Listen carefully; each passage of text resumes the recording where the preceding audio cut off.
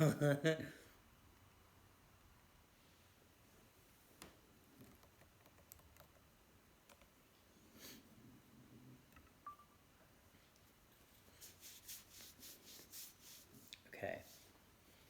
This one's a little harder. I've had battles with this one. This is Are You a Cow by Sandra Boynton. And Boynton is hilarious. Oh yeah, this is the playlist about, or called Storytime, because I'm interested in how our worldviews are built from our youngest exposure to information, how information is presented to us, creating our baselines of expectation for the rest of our lives in subtle ways.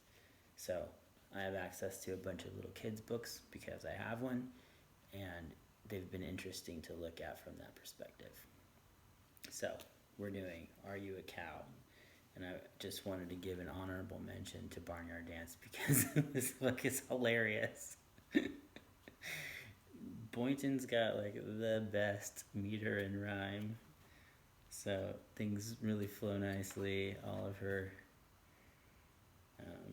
you know, her rhythm is clear just in her words. It's pretty awesome. Bow to the horse, bow to the cow, twirl with the pigs if you know how. Ding diddle ding diddle ding diddle ding. Bounce with the bunny, strut with the duck, spin with the chicken down the drum tuck. So we have our little hoedowns with this book. Thanks, Boynton.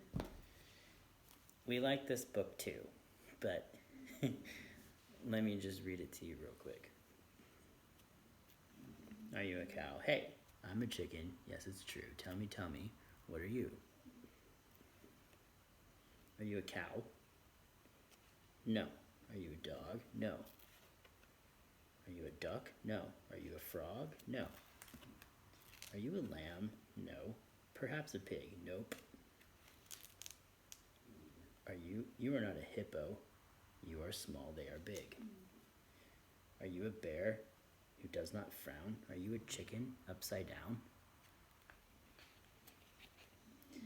Are you a penguin? You're not? But wait. You must be human. Now, isn't that great? We always change this word to human for our little daughter because this is weird. You know, every other animal that we've looked at is called by its species name. Chicken, cow, dog. What is your problem?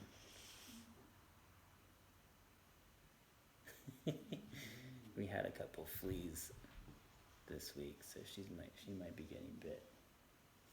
All that medicine kicks in. Anyway, we're calling ducks, frogs, pigs, sheep, hippos, a hippo, a dog. And then all of a sudden, when it comes time for us, it's not a human, it's just you. Specifically.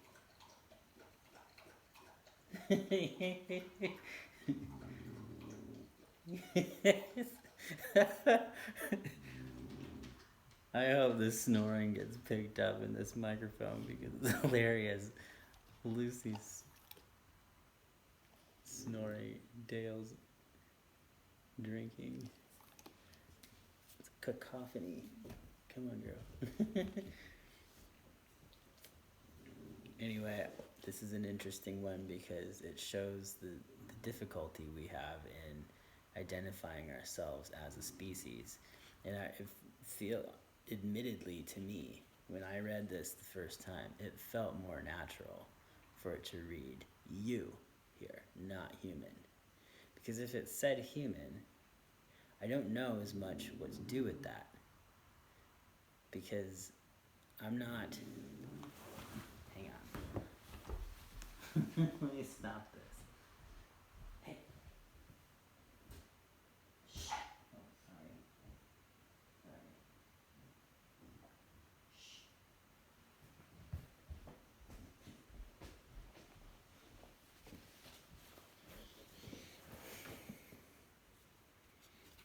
I don't don't know as much what to do with it if it says human, because human, that concept, semantically in my brain, is loaded with all kinds of content and questions. So I think that's true of pretty much all of us. It's much feels much more protective to say just you, and it lends itself to our hyper, individualistic, self-actualization, obsessed human society. We can't be just a species anymore. We have to be ourselves. We have to figure out what that is. I just heard that message today in a kids yoga thing that we had on. It was as if the whole point of life is to find our star and let it shine, which is not necessarily bad. I think everybody does have unique gifts and skills, and those things are wonderful. But that's not the extent of what and who we are. That's only one part of who we are. Why is it that every other species, as we conceive of them and as they behave in nature, can be spoken of as a species? Like when I reference a cow, you know what those salient features are of a cow off the bat. They eat grass, they're large, they feed us meat and milk, and they help plow our fields sometimes, they fertilize our fields, etc., etc., etc. For a human, what's that? Like, what do we say about humans? Like, we consume, we expand, we conquer. Those aren't functions in a system. That's an invasion. So it's hard to own up to that one. We've lost our connection with what and who it is we do as a species. And what it is that we used to do is act like every other species within a local environment. So we got our fruits, our nuts, our meat and our water from our immediate environment, and we pooped and peed that stuff back out, which fertilized the ground, just like every other animal. And species, us, and habitat, all other species and plants co-optimized together through generational equalizations, which is beautiful. Every other species does that. Every other wild species does that. And we don't anymore. So we have a choice to make. Do we go back and relearn how to reintegrate with nature?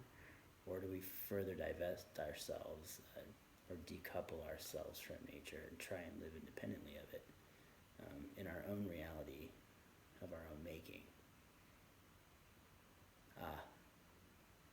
My choice is the former, personally. Here's another thing that's interesting from a worldview perspective on this book.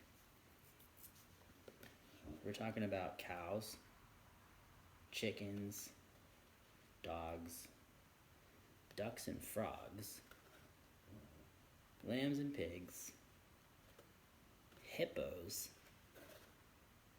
bears, chickens, and penguins.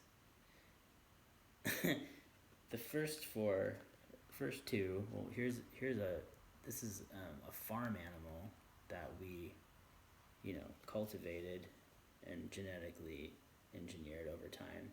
This is a pet and or farm animal that we did the same. But a duck is not that. A duck is a wild animal, and a frog is a wild animal. They might live on the farm, by the way, because the farm is a favorable environment for them to inhabit. Lamb and pig, farm. Hippo, an African large-bodied wild animal, and a bear, an American one. It has sunglasses, so it's clearly absurdist, which is great. I love absurdist. And a penguin. this illustrates something else. Like, animal is animal to us when we first think about it, but they're quite different. A pet is only there as a sidekick to the family. Without the family, the dog doesn't exist or the cat doesn't exist. She's an extension of me as a human because she wouldn't exist without me as a human. Whereas wild animals have always been there and they predate me and my kind. My kind co-evolved with their kind over millions of years. And those wild animals and plants that are still out there are that continuation of those wild things. They fundamentally have a right to life, and she fundamentally doesn't. I gave her the right to life, and I don't even know if that's the right thing. Because she takes up more space and resources, and she disrupts the wildlife that does live around our property. She barks at squirrels, she barks at coyotes, interrupts their hunting. She chases off owls and falcons from their perches on our property. She has killed a couple lizards because she was chasing them and accidentally stomped them. Those are all impacts that she's had on wildlife that I wouldn't have had without her. And she only exists with me because of me. So I had those impacts on wildlife. And they fundamentally have a right to be there. And not just a right, but we all have the need for them to be there because they're all participating in their function in the system. This subsystem is interlocked with the next one, and that those are interlocked to the others. And all systems are connected to each other. So when one collapses, it impacts the next, and we end up with the domino effect that we're seeing today with our global ecological collapses. Cats are incredibly destructive, and there was a big, I don't know what ever happened with it actually, but there was a big issue in Australia with cats killing off their bird populations, and it severely damaging their ecosystem. House cats. So we did that. So anyway, are you a cow? It's an interesting perspective from a right to life and a rights for comfort and all that stuff. We spend a lot of money and time worrying about captive animals like dogs and horses and their welfare, which is really important because, again, they wouldn't exist without us. So since they exist at our behest, they're our responsibility to treat with respect. Absolutely, they should not be maltreated. But they don't have the same rights as a wild animal by any stretch. If it comes between a pet, a dog, and maybe even a bunny or a bird, theoretically, the dog should go, even though we have a far greater emotional attachment to the dog. That feels like a family member loss, and it doesn't when the bird dies.